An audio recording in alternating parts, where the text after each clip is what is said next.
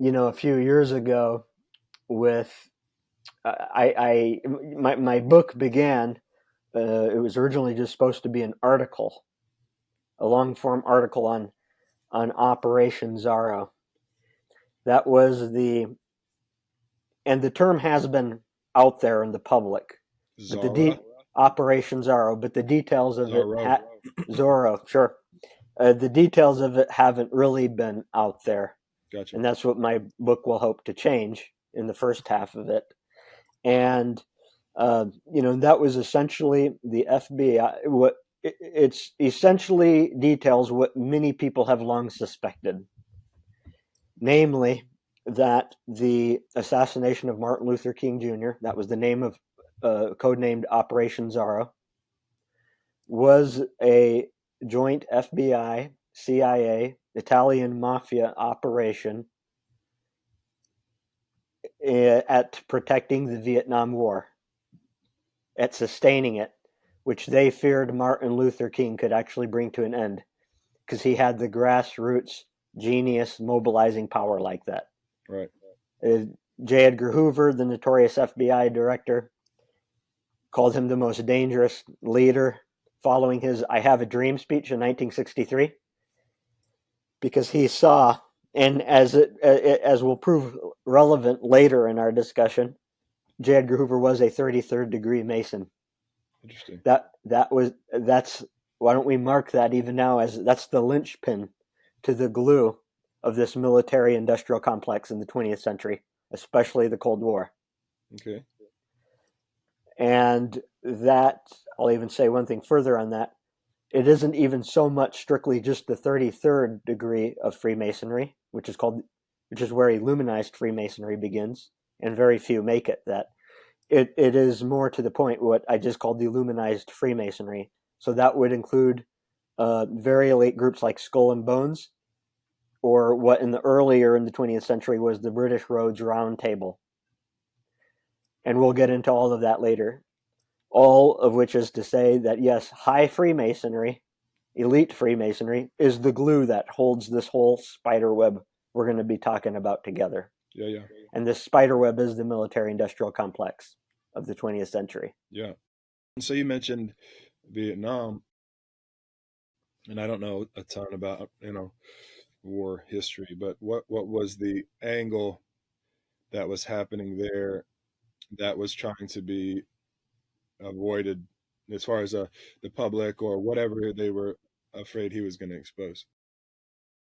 They were afraid, first of all, that a man like Martin Luther King Jr. had the leadership, social skill, even though this guy didn't have the executive power of, say, a ranking politician. He had the ability to rally people together and to articulate the corruption of a cause.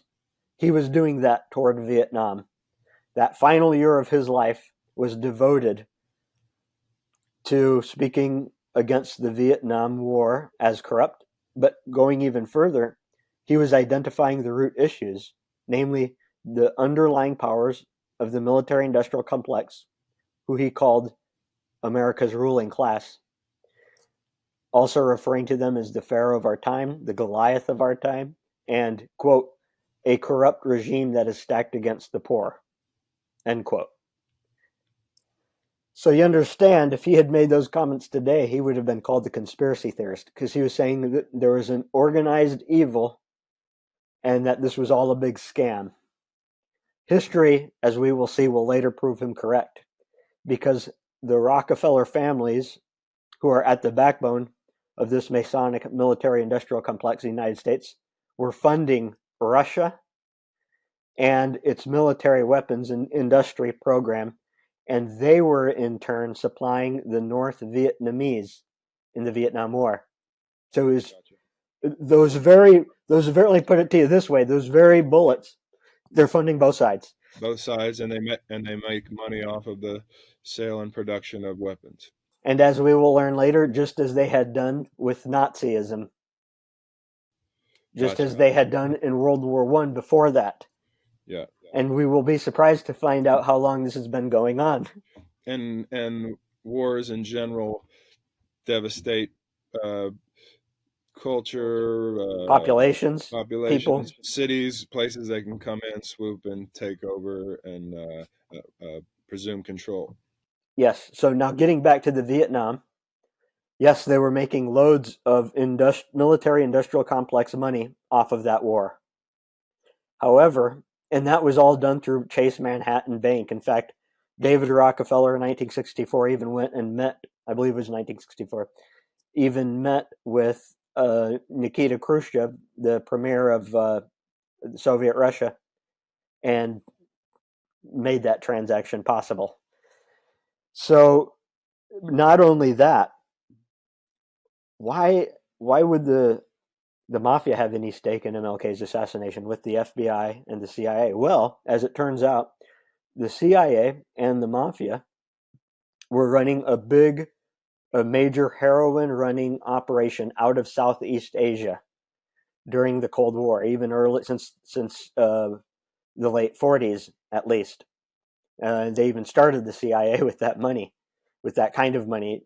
And they needed our ships stationed in the South China Sea, our U.S. warships in the South China Sea as part of the trafficking pipeline. Gotcha. That was their interest in sustaining the Vietnam War. And my source on this, Gary, who had this confirmed by an interesting person during his investigation, who will get around to talking about, also had it confirmed by somebody at Fort Bragg who had been part of the operation. And they even said, of course, we're talking the 1960s here, that annually the CIA and the FBI, either the CIA alone or jointly with the mafia who were running this together, were grossing $30 billion with a B a year. Wow. So, and we're going to find these same operations with Pablo Escobar later in the 80s with under the Bush-Clinton CIA, which is all part of the story of how this machinery has continued up through recent times. Mm-hmm. It was designed to last and to not just go away just because somebody like the Kennedy brothers tried to, like MLK had also tried to take their stand against this military-industrial complex and didn't go along with the games. So an organization like the CIA, which has its little greasy fingers interweaved in every part of the world that they want to secretly, they can't just fund themselves via public whatever. They fund themselves via these various endeavors, trafficking, wars. Well, it was important from there's a very simple principle in intelligence. If an intelligence community, well, the CIA, let's just use that as our example because it's the prime example. If they were to fund all of their operations with taxpayer dollars that were traceable and accountable, then other enemies would be able to look at our budget and get a sense for what they can and can't do and what they are doing. That makes sense, yeah. So from the beginning, the rationale was we always have to have black money running this thing. Gotcha. Dark money. Gotcha. And what better way to do that than by dark, illegal? Just, in other words, there's this parallel world here growing beside the public one that operates without accountability. And therefore is fully anti-democratic in every necessary way construct possible. Right. And one thing I was going to mention was going back to the Vietnam issue is that JFK and Robert Kennedy were assassinated for the same reasons. Although in JFK's case, there were a lot more than just Vietnam at stake. He had enemies everywhere within the same military-industrial complex. Because as Robert Kennedy once said, we eat Rockefellers for breakfast. In other words, that was the Kennedys even saw it as part of their Irish legacy to take a stand against the British imperialists, which is where these Masonic secret societies were largely centered, as well as in Germany. Interesting. Yeah. You mentioned Gary last time and this time. Maybe give a little background there Yeah. without Well, we could boring interview people. him sometime That'd be great. and have him tell his story. But Gary was has been my partner in in a way co-writing this story with him, because much of it is his story. I end up taking this into the um, deeper levels of high masonry and the undergirding history that goes back more than 1 century.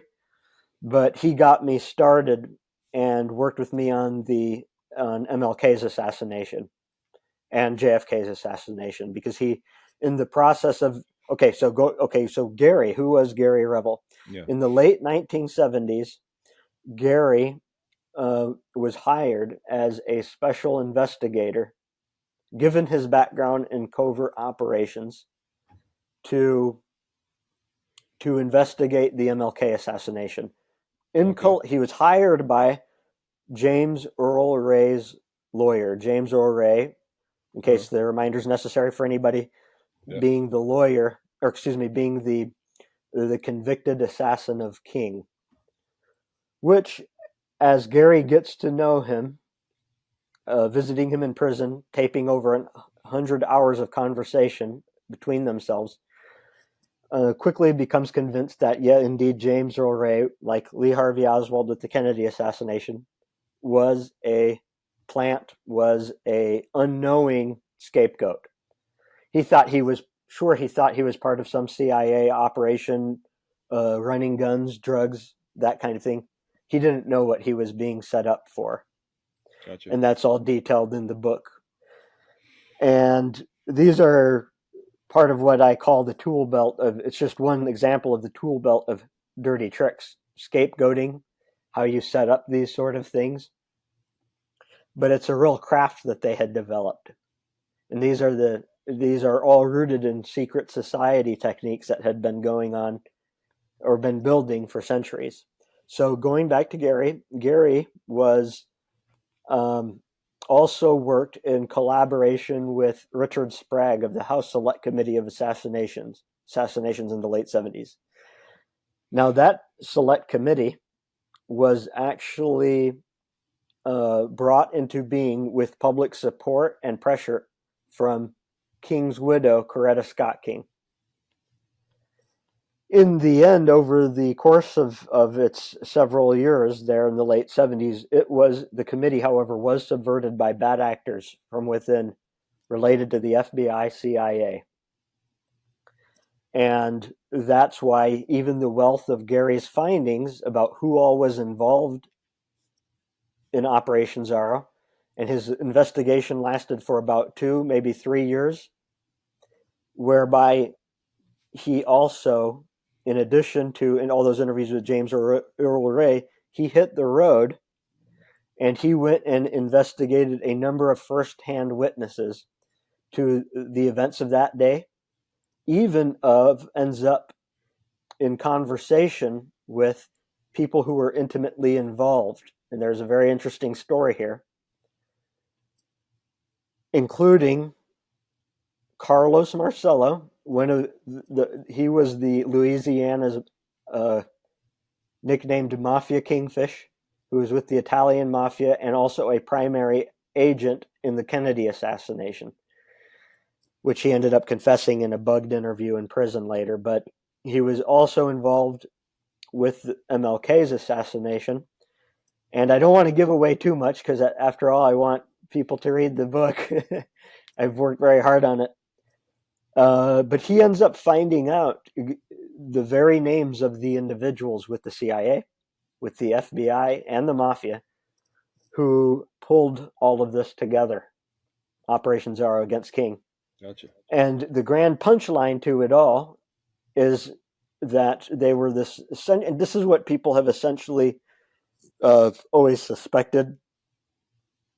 They were the same hit team that were in Dallas, November 22nd, 1963, JFK's assassination. Because their strength and their weakness is that they would always keep things in the tight-knit family of the small circle of trust of operatives they could trust to keep their mouths shut. Mm-hmm. And even with those operations, like with Kennedy or the King assassinations, or King and Kennedy assassinations, over 100 people would end up dying in the decade that followed them. People that were either participants, knew too much, were starting to talk, or were witnesses, or were investigators who weren't taking the bribes and who weren't looking the other way. Right, right. Gary's story is a fascinating one because he had several attempts on his life over the course of that 2-year investigation. By all means, but he credits his survival, well, to two things. One, to God, and there are some uncanny supernatural elements, seeming elements to his survival story. But there is another factor here that isn't supernatural that's equally intriguing. Is it turned out the reason Gary's situation was so extraordinary, and I'm not going to share his name here, I'm going to save it for the book. Why don't we just call him Bob? There is a man named Bob who was highly involved with both the Kennedy and the King assassinations, who had worked with the FBI, top guy, even for J. Edgar Hoover, who in the late 70s, right before he had a rare situation, right before he left the FBI, he had a fallout with their corrupt director, J. Edgar Hoover. He had a rare, why don't we say he grew a conscience, because he knew he was facing retirement in spite of all of these crimes he had been led to do and participate in the name of the greater good. Because a lot of these guys in the intelligence community were led to believe, genuinely believe, oh yes, Kennedy, guys like President Kennedy, was, because of his mistresses being maybe Soviet spies or whatever the narrative was, he was a genuine threat to national security. Of course, the public would never understand this. It's not ideal, but we got to get rid of him because he's just too much of a liability. There are people who genuinely believed they had to go along with this fast-moving train, either get on board or get in the way and get run over, because the world's just in a delicate place with the communism versus capitalism delicate situation. You know, the narrative was, and this is even why the CIA was created, the world could collapse, the free world could collapse at any time to Soviet communism, and we just got to play it dirty, and we can't expect people to understand. So yes, this is another reason why everything has to be dark, go under the radar. And so this guy from the FBI, who I referred to as Bob, who was intimately involved, centrally involved, even with NASA, with the FBI, with the core, why don't we say the spider web of the military-industrial complex, the inner ring, the inner circle. He, in his fallout with J. Edgar Hoover, ends up getting fired by Hoover. And now he has forced into forced retirement. And he knows that he's going to meet his maker one day. So that's when he starts to grow a conscience. He starts to think about what his legacy will be. He starts to question the narrative, question whether he was in the right to really, whether these things were really for the greater good, or if these crimes, the 1960s assassinations, were really subversive to the American people and to what America's supposed to be. He ends up contacting Gary in the later 70s. He comes to him and this is classic intel intrigue. He ends up approaching Gary in the form of a hobo on the street. Okay. Disguises are a huge thing, as you could imagine, in the intelligence world. There's a reason Hollywood and the intelligence community has such a great relationship. Right. They both love acting and good disguises. Props, aesthetics, you name it. It's all part of creating a fake world. Yeah. And so he essentially tells Gary, look, your life's in danger. You know this already. If you want to live, meet me at such and such place. And they end up going to this abandoned building at a certain hour of the night when no eyes are on them, and Gary has to even take different, not his usual. Gary, even during his investigation, had to switch up his cars because he had, well, the stereotypical men in black, we shall call them, on his trail the entire time. Mm. And and it was even a matter of figuring out who they represented, like which agency. And I'll have some interesting stories about that later. Okay. If you remember to ask, if you care to ask later. All right. But this individual ends up, Bob from the FBI, or a former retired FBI man, ends up giving Gary a huge wad of stash of unredacted files that spill the beans on everyone involved in not just the King assassinations, but the Kennedy assassinations, because why would they do that? Why would they have files that incriminate themselves at the same time? Well, this is how the web of blackmail works. If we're in this, we're going to be in it by mutual imprecations.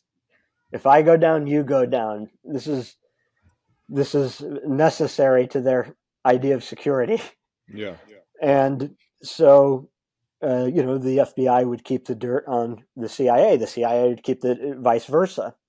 In fact, James Angleton, actually, and I'm about to introduce you to a very important character right now, an individual who, for reasons that will become understood, I like to call the Super Six of the Cold War military-industrial complex. Somebody who's like at the center of the spider web with his buddies, having all the string pulling power with his little clique. There's 6 of those guys, and one of them was Alan Dulles, the man who was legendary for creating the early CIA and its culture. Yeah. With Nazi spies he helped to recruit. Wasn't he also involved in the creation of Disney? Yeah. Oh, well, yeah. Well, yeah. Oh, Okay. Anything. He was very tight with Werner von Braun, with the people who were involved in NASA and creating Disney. Yeah. We're going to see that this analogy of a spider web is perfect in every way. Yeah. Because that's just how organized they were. He's like the deep state Kevin Bacon. Yeah, he was actually the guy who organized Mockingbird. Okay. And Disney was included in that. Yeah, okay. Mockingbird, for the people who may not be understood, was as soon as the CIA itself was born, they quickly went about including in their this spider web the at least the top 25 news agencies that were their media executives, their star reporters, pretty much brought them on the CIA payroll. And that's how you create a megaphone. We will call it the Media Mockingbird Pipeline because that's how it operated. Yeah. A ridiculously small group of people at the core of the CIA, a very small group of people, including Alan Dulles, would have the power to walk into the center of the spider web, press a few buttons, so to speak, and send the narrative out to this army of over 400 media leading assets. Yeah. This guy from the FBI, Bob, and Gary ended up forming a mutually trusting relationship. And this guy was actually going to do something that would have been historic. He was going to appear, Bob was going to appear in front of the House Select Committee of Assassinations and clear his conscience and essentially expose everything. I believe even including the drug running ring out of Southeast Asia that was keeping the Vietnam War going, just everything to the spider web that we would call the deep state or military industrial complex. And this was basically going to blow the tip of the iceberg open for the public world. I mean, when you think about the implications of all of this, this could have been the domino that changed the course of our history books, that would have exposed Mockingbird itself. Yeah. And lo and behold, that day, his day in court, his voluntary day in court never came because 2 days before his scheduled appearance, this is in November 1977, his body is found dead on a forest floor by his New Hampshire home. Yeah. And the narrative is, and it sounds very believable, actually. I don't believe it, but it sounds very believable. The narrative was that he was mistaken for a deer because he was walking his golden retriever and he had a beige coat on. And the shooter, however, the shooter was a 23-year-old young man whose dad was evidently quite close to the Hoover FBI. Gotcha. Which, even though Hoover was dead by then, he had died in 1972, the Hoover FBI continued to be what he had made it to be. Yeah. It's called the deep state for rooted. It's deeply rooted for a reason. Yeah. So, yes, I think that gives us an idea of how woven this web is. And Gary was really counting on that event. But with that stack of papers that Gary received, it was unredacted, top secret FBI files, he was able to use those as life insurance, which many of us probably recognize from television. It's the underworld term for, it's slang for how you use something as collateral, or in a sense, you use it as your own blackmailing device or as your own way of making people afraid to kill you. Because if they were to kill you, that dead man switch goes off, or they don't know what's going to happen with those files. They don't know who's going to find them. They don't know who you've entrusted them to. And that's a vulnerability. Yeah. So they essentially forced Gary into silence for 40 years, what turned out to be 40 years. It was in 2018 that he decided it was time to come forward, share his story publicly. I was fortunate enough to be that individual. Not because I'm prominently known as a journalist, even though I have a decent background in journalism, but because there was a serendipity. When we met, he was able to see that I had done my homework, that I had been doing my research on this Cold War military-industrial complex, the background, the terminology, just kind of how it all worked. He could see we were in a good place to have the conversation. He could see that I understood the underpinnings of this story, the root issues, and that I had grilled him. Also, he wasn't my only source. I ended up being placed in contact with an attorney, who died just several years ago in 2020. But I was able to spend several hours on the phone with him beforehand, an attorney named Jack McNeil from Memphis. He was the attorney to the King family and to James Earl Ray in the late 1990s, when the King family was convinced James Earl Ray did not assassinate their husband and father. So they helped him work toward a trial, an official trial, because James Earl Ray had never had an official trial. Interesting. And so there were these new technologies with how you could test rifles that would essentially indicate Ray did not fire the rifle that had been planted and supposedly matched the bullet in King's, found in King's autopsy and all of that.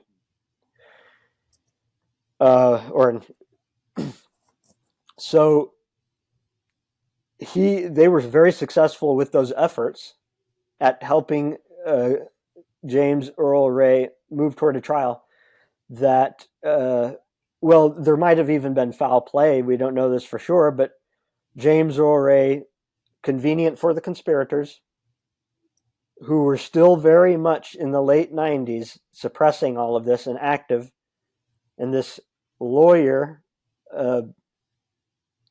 McNeil, had received a couple of threats on his own life, a couple of what he believed were clear attempts on his life. and visits from the men in black that were unmistakable, or that I include in my book. Very fascinating stories, and they really got on his. Here's the interesting part: these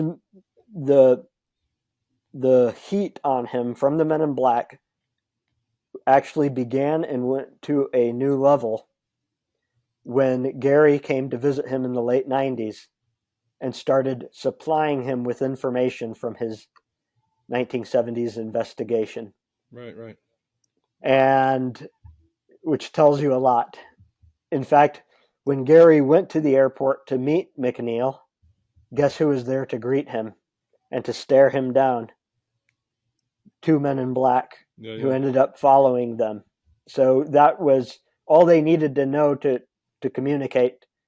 We're not ready for you. We're not ready for the truth to come out. So at your own risk, kind of proceed was the unspoken message.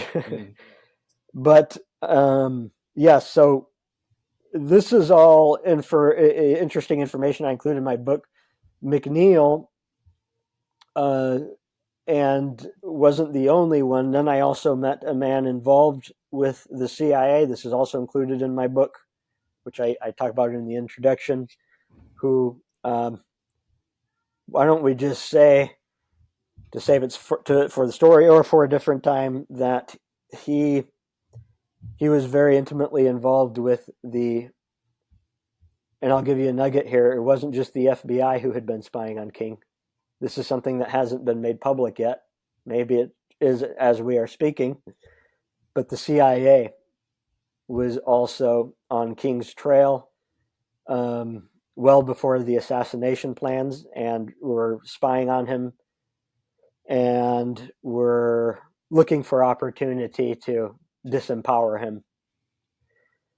And this man, this CIA agent, who is a black man himself, one of the CIA's only, or very few at the time, during the Cold War, would find himself, just like this guy from the FBI had, in a place of inner conflict and questioning the narrative. What's going on here? Who am I really serving? Because he was an admirer of King. Sure. And so all that to say, there's a lot of information that is now surfacing, that's ready to surface, and it's going to blow open the deeper layers of this military-industrial complex and what it's always been about, even going back into history, deep history. Yeah, and this is at a particular time in which the public's ready for their eyes to be open. You say something like Project Mockingbird, and they go like, "Oh, okay, I get it," and they've seen it in action over the last few years, if not for the first time. Well, actually, there were things I had to even cut out of my introduction because they made for such and here's one of them. So here's something that I cut out of my introduction, so I'll just share it now. You made a very good point just now that people are, I think they are increasingly ready for this sort of thing. The reason being that they've tasted, for example, in just recent years, how Mockingbird works. And I'm referring specifically to the issue with Hunter Biden's infamous laptop from hell. Yeah. This has become a talking point even for alternative sources of media who are willing to break the mainstream molds and talk about it more. But the event I'm referring to is before the 2020 election between Donald Trump and Joe Biden. There was a potential scandal brewing under the name Hunter Biden's laptop. Allegedly, or reportedly, as the story goes, there's some material on there that would have been devastating or really incriminating to Biden and his connections, and who knows how bad it was. It's probably called Laptop from Hell for a reason. But before that could develop into a full scandal, suddenly you had 50 plus leaders from the intelligence community. We're talking prominent men, including, I think they said something like 5 acting or former directors Yeah. and deputy directors of the CIA Yeah. who unanimously co-authored a letter or signed a letter saying, we've looked into this. This is bogus. It's Russian disinformation. Yeah. So now they're making Russia the bad guy, Yeah. as has always been the case. Who was their megaphone? It was the mainstream media. Yeah. And they fed these talking points to the mainstream media, and so they join in the chorus, and everybody knows when to fall in line and follow the chorus because people know how it works. Yeah. Well, and you know, they echo the talking points, and then you start hearing the conspiracy theorist term, which that's one thing we haven't mentioned, where that term actually originated was via the CIA, right? Like they were the ones that, I mean, I don't know how they went about doing it. Maybe you do. This is a fascinating story, and there's a lot of depth undergirding it. I'll explain what that means. In It was 1967 that the CIA issued a memo for their CIA Mockingbird assets. It was going to be sent out to what they called friendlies. That was the professional slang for assets, our media assets, our friendlies in the media, And, the language is settled, but it's 54 pages. So especially if you're trained in the intelligence community, you're not going to miss the message. It's very clear that they're basically saying, what we're going to do here, this is translating it now into everyday language, we're going to make this term conspiracy theory a thing, something that you're afraid to be tagged with. We're going to make you look like an unstable, baseless person. In fact, what do we always hear but baseless conspiracy theory? That word's always joined to it now. But that was always the mischaracterization they gave this from the beginning. Was you're going to be labeled a quack, and not just a quack, but a danger to democracy because you're inciting revolution against our government. And what the memo was actually titled "Countering Criticism of the Warren Report," I think, or Commission, Warren Report, because they were protecting the 7 Warren Commission members. Now, who were the 2 leading people of the Warren Commission? Alan Dulles, or the most 2 influential, I should say, regardless of who is leading it, who's really pulling the power. Alan Dulles, leader, the guy who pretty much was always the CIA boss, even after he was fired by Kennedy, and his sidekick, John J. McCloy. These are 2 very important people for a very strategic region, and they actually hold so much of the web together in certain ways, in certain respects, with NASA, going back to the Nazis, everything that made it what it is.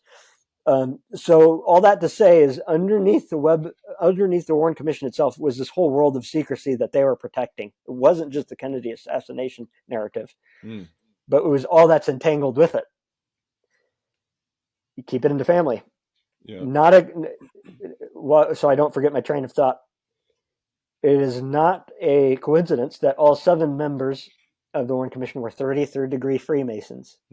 Now we're going to go back to conspiracy theory.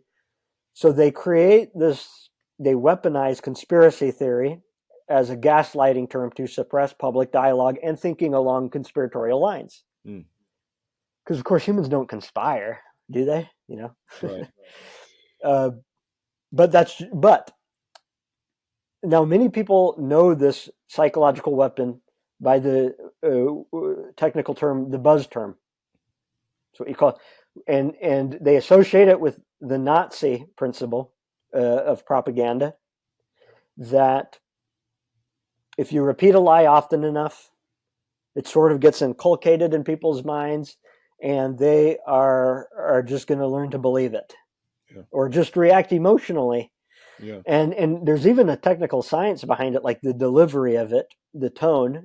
Like if I say, "Oh, those conspiracy theorists," sure. Well, what I'm saying is, you're not one of the cool kids. You don't get to sit at our table if you're one of those. Yeah. So That's the power of the psychology, the buzz term, this term, but it didn't even originate with Nazis. It originated with high masonry. Mm. I can show you, I'd be able to show you Masonic texts in which they're explaining the power of this psychological warfare device. Interesting. And it's just one of an arsenal that I traced back to the High Masons, to their history, to its development over time, even going all the way back to the father of Gnosticism, Wow. which is what Masonry is. It's Gnosticism. The father of Gnosticism in late antiquity, who they called Simon Magus. And it's the principles of how you have power over the multitudes, psychologically. Yeah, And repetition and suggestion is one of them, where you suggest something and you repeat it, and it's going to get inculcated. With the goal of isolating members of the whole to feel outed from the tribe, so that they'll go along, because they don't want we need each other. And if we feel like, I remember the first herd time, mentality. Yeah, when they're always interested in cultivating the herd mentality. Yeah, well, for the common people. Yeah, I might have shared this last time, but the first time I came across counter narratives, which was in college around 9/11, the very first person I shared that with, which is a friend, a good friend, he shouted in the other room to his girlfriend, "Hey, Jeffrey's a conspiracy theorist." Yeah. That was my first encounter of sharing what I felt was some valuable information that I'd come across. I'd use my logical, reasonable brain, God-given, you're thinking for yourself, tools to weigh the information, and then when I shared it with a friend, I immediately realized, like, oh, this now has drawn a line in the sand in our friendship. So it's like you learn not to share, or you learn not to. I mean, if you want to be liked, or like, for instance, the last few years, I was kicked off social media. A lot of people were, but especially as an artist, as a musician, I felt very estranged from my community, my peers, because of the way that I saw things. Yeah.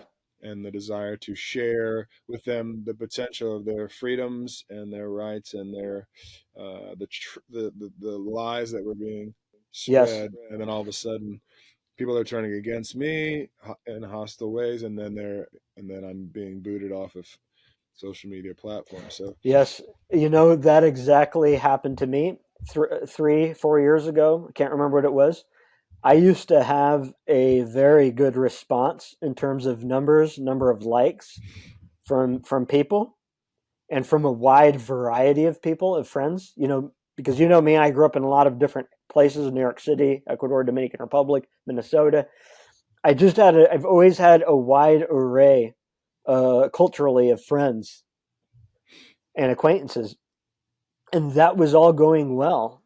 But when I started, by the way, talking heavily, exposing Epstein, the Clinton machinery, 3-4 years ago, I don't think it was just that people were afraid to engage the subject, because a lot of people actually kind of perked up and seemed to.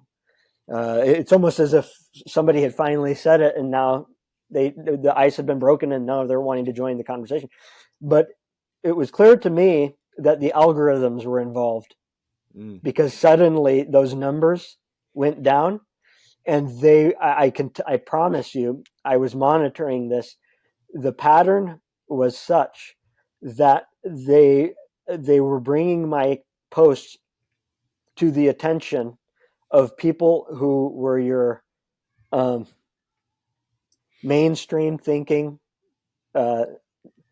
skeptics, whatever you want to call them, just they go along with it. Mm-hmm. Yeah.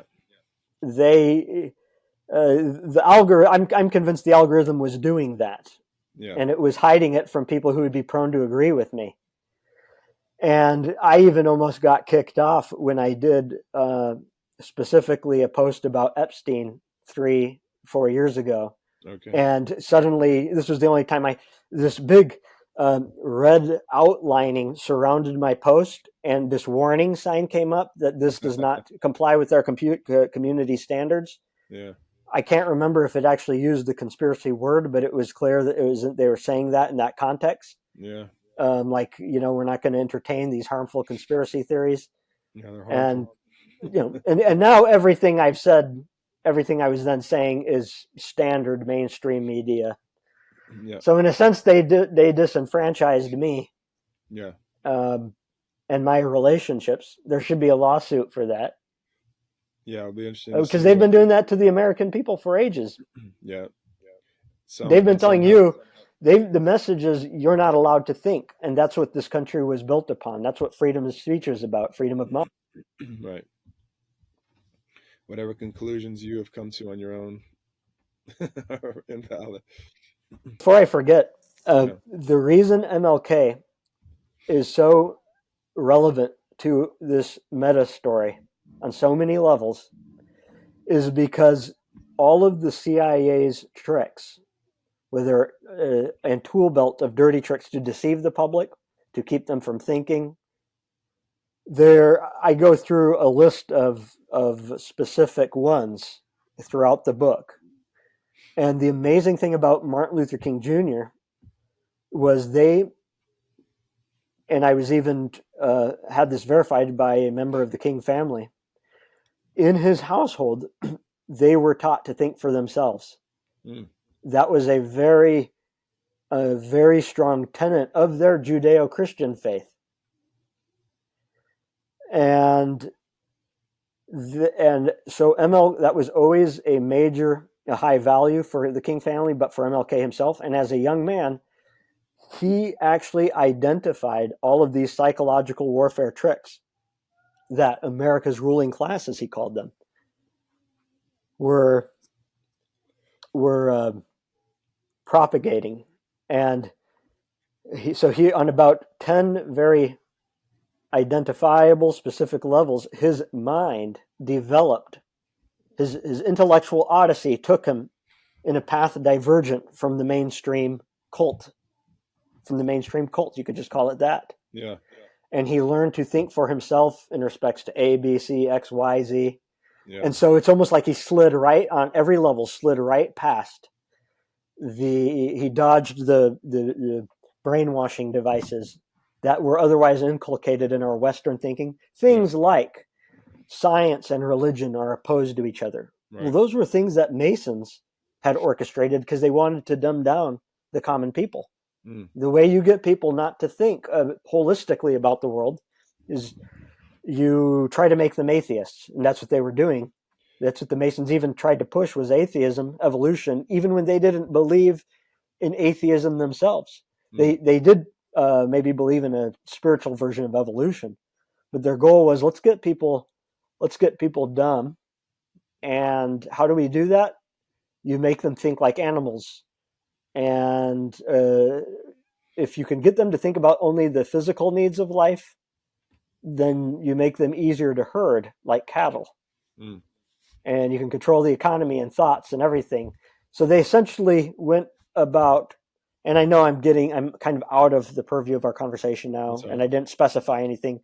That's all right. We could get to that later. Let's just get back to that at a different time.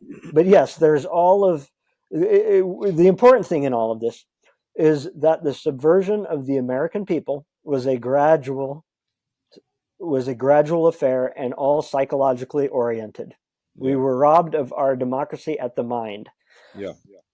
And the way that they formulated that, as you mentioned, Alan Dulles and Werner von Braun. And so then you have NASA, you have Disney, you have Hollywood, you have the mainstream media, and then you also have, whatever Rockefeller's involvement was in the education system. So that's it. That could be an entire episode if we want to do that. That's very eye-opening. Well, the Rockefeller involvement in education.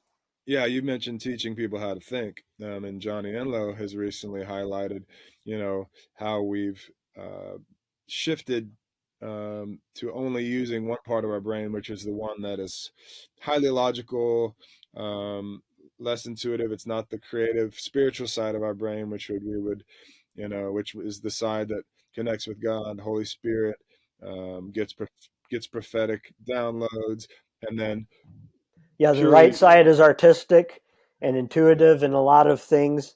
The left brain is that hard-lined analytical, yeah, logical. Now, I tend to be a very left-brain person in many ways, so um, I I would only add to that in fragmenting our thinking that way, mm, um, the effect was such so that we're not even ultimately logical. It was an assault on the logic itself in many ways because the okay, brain can't even, in my opinion, in my assessment, it's so meant to operate as a whole, integrated. And in right, fact, I even say MLK had an integrated mind. right, That's actually the term I think of because, and let me give you another example of how his mind was integrated. This is just one level of many. I could go through like 10. But when MLK, this is in 1949, when he was 20 years old in college or seminary, yeah, college, this guy was so motivated, so hungry to learn and knowledge. On his Christmas break, he took with him the communist literature of Karl Marx and Engels,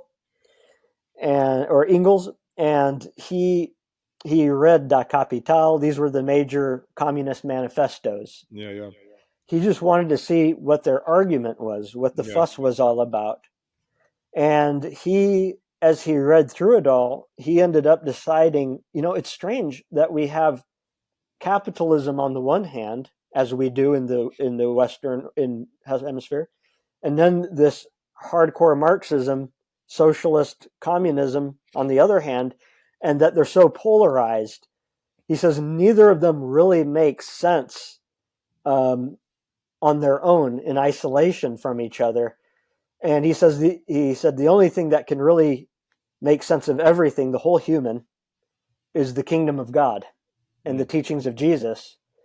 That's the only thing that captures the full human dignity and the image bearing call in its entirety that can make sense of economy, that can make, as even the early church demonstrated, you don't lose your individuality, but you can also think like a collective. It is just, he basically synchronized the two. That's when he started realizing these things are engineered to keep us confused, to play bad cop, good cop against each other. And on multiple levels, he started to see through those very, and I have a great quote in my book from him where he actually goes through a list of ways they divided the American mind, the mm, collective mind. And he basically called it a travesty of justice on the American mind. mm. And he said the people who did it were the banking dynasts. Interesting. So this guy was very specific about what he knew, Yeah, and he was very strategic in how much he said it. But he was right. empowering people to think. So that's why this guy King is relevant throughout it all and on so many levels.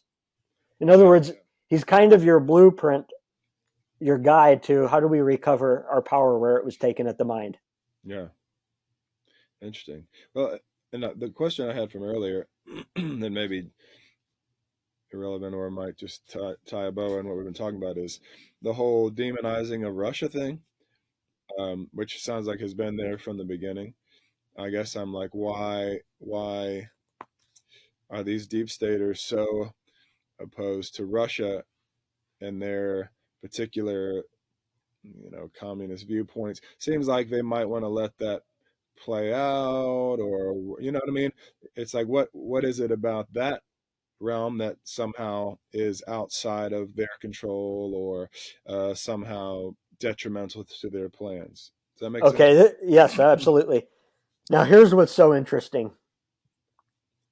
I mentioned Alan Dulles as one of the Super Six of the Cold War. I'll mention uh, I'll mention the other ones. His brother John Foster Dulles, who, while Allen Dulles was the CIA director, he was the Secretary of State to Eisenhower. These guys were completely toying with Eisenhower and controlled his foreign policy. They just basically made him just sign here. This is what we need to do. Trust me. Yeah. And the other two guys were of that time were Nelson Rockefeller, his brother David Rockefeller, and then Averell Harriman, who became a very powerful figure in the Democrat Party, and his very best friend and lifelong banking partner, Prescott Bush, who became the patriarch of the Republican Party. Gotcha. Okay, there you go. Now, are you starting to see how they had all the elements of democracy accounted for? Yeah. And these two guys, Averell Harriman and Prescott Bush, worked together behind the scenes, but they had the strings, the puppeteering strings attached to the heads of the Democrat Party, the Republican Party. They kept Congress where the CIA needed them in terms of approving this or that. Or these guys, I'm telling you, the spider web analogy is not going to fail. Yeah. And now Russia was very important to them from the beginning. The U.S. needed an enemy. In their meta narrative that they're writing. Now they're the script writers. These 6 guys are writing the script. We're going to write the script, the screenplay, the stage acts, and all of that. We're going to create the characters. We're going to create the wars, the enemies. Remember, these guys could really care less about the United States. It's just their cover story. Gotcha. They don't like democracy, but it's their wolves in sheep's clothing. That's what they're going to pretend to herald and champion. They're going to scream freedom from the mountaintops. So what they do is, the United States, they're going to make the United States the good guy in this narrative, and communist Russia the bad guy. And we're going to keep these two at battling with one another as long as we can. And the Cold War, in which the CIA was born, was for that exactly, and it justifies the Cold War secrecy. Everything they did in the CIA that was sketchy was done with Russia as the excuse. When they started, whether it's true or not, when they started MK, when Allen Dulles started MK Ultra in the CIA, what was his excuse? The Russians are studying this stuff, so we have to. Yeah. So this was the routine, and they were going to uphold it as long as they could. And what do you know? It's there to this day, even though communism is never communist Russia ceased to exist. They're still using Russia as the bad guy. Well, you saw it with Ukraine. You saw it with when Trump got in office. You saw it with the Hunter thing. It's used over and over and over. Yeah. In fact, Time Magazine, it was very interesting. I saw a Time Magazine article, or a Time Magazine, I don't know, this was in recent years, I don't know if it was last 2 years, 3 years. In the heat of the Russia, or the so-called Russiagate, which they're trying to pin on Donald Trump, which turned out not to be true. There was a Time Magazine that showed the White House turning red like the Kremlin. That was the front cover illustration. And it reminded me of the guy, the media mogul who owned Time Life, big in New York City, was a guy named Henry Luce, Skull and Bones, Gotcha. who was essentially best friends with Allen Dulles and these 6 guys I just mentioned. I could have included him as a 7th member in the Super 6, but he was always basically acting on their behalf. Gotcha. And he was a major component in the string pulling power. Skull and Bones funded his media empire, Time Life. I see. Wow. And that's going to be a fascinating part of when we talk about the Rockefellers and education. Skull and Bones was always part of that. And Skull and Bones was central to creating the CIA itself. Now, going back to Russia, however, I should clarify, those 6 guys during the Cold War at the CIA's creation, they were not the ones who actually created, obviously, they didn't create communist Russia as the enemy because that was already there. Right.